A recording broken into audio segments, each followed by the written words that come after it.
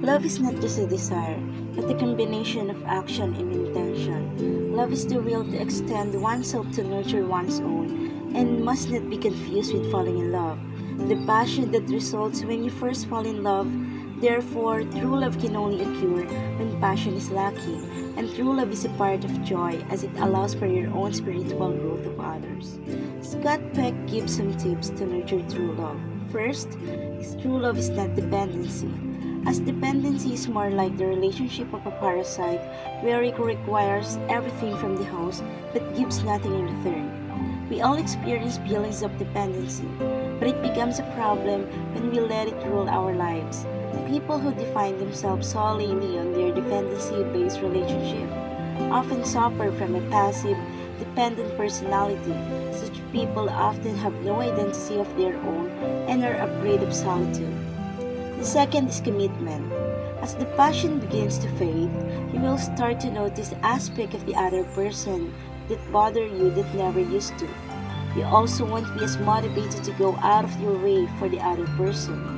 You and your partner therefore have to be committed to the growth of each other and the growth of their relationship.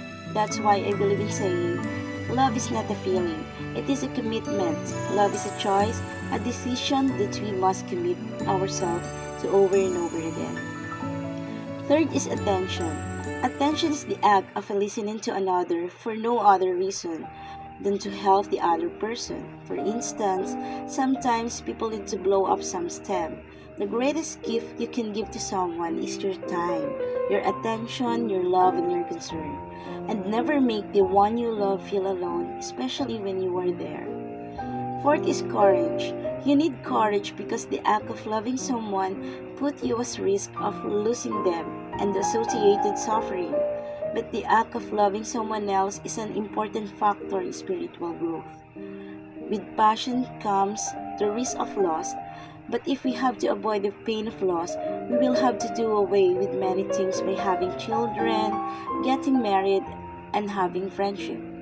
But these are the very things that contribute to a full life. To live a full life, we must risk loss. Emotional problems arise when we avoid legitimate suffering that came from risking loss. Lastly, balance. Here you get to balance between helping the one you love and letting them walk on their own path and make their own mistake. Balance doesn't mean that you both agree to do the things that you hate or give something that you love so that you can coexist. It means that while there is always some give and take, achieving balance should not be required a huge foundational trade-off.